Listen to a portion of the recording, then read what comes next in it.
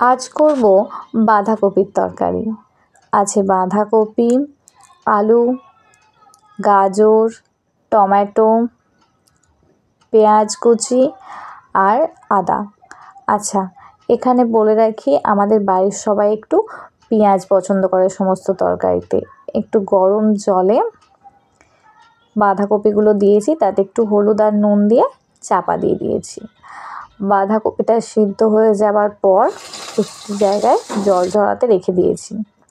সাথে কড়াতে তেল গরম করে আলু আর গাজরটা দিয়ে দিয়েছি ভাজার জন্য। এবার তার উপর কপিগুলোও দিয়ে দিলাম, দিয়ে সিদ্ধ করা বাঁধাকপিটা দিয়ে একটুখানি হলুদ কম হয়েছে তাই হলুদটা দিয়ে ভালো করে নেড়ে নিলাম। যতক্ষণ না ভাজা ভাজা হয় ভালো করে কপিটাকে নাড়ালাম। তারপর কপি ভাজা হয়ে গেলে ঢেলে নিয়েছি। তারপর কড়াইতে তেল গরম করতে দিয়ে ফোড়ন দিয়েছি, একটা তেজপাতা,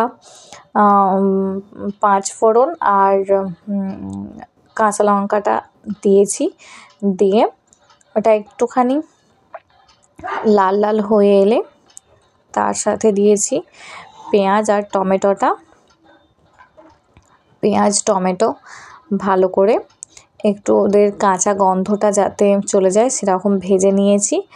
ভাজার পরেই আদাটা গ্রেট করে রেখেছিলাম, সেই কুচনো আদাও দিয়ে দিয়েছি।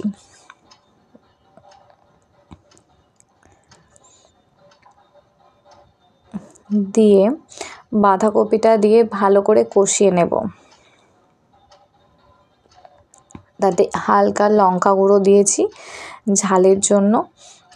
আমি যেহেতু কাঁচা লঙ্কা একটা দিয়েছি তাতে ঝাল হবে না, দিয়ে একটু জল দিয়ে রেখে দিয়েছি। একটু নুনও দিলাম।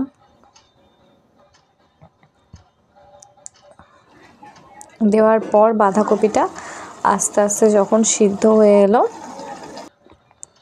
তখন একটু চিনি দিয়েছি, সাথে একটু মশলাও দিয়েছি। আমি শাহি মশলাই দিয়েছিলাম একটু, ওই আবার একটা বাড়িতে ভাজা মশলা করা থাকে সেটা অল্প দিয়ে নামিয়ে নিয়েছি।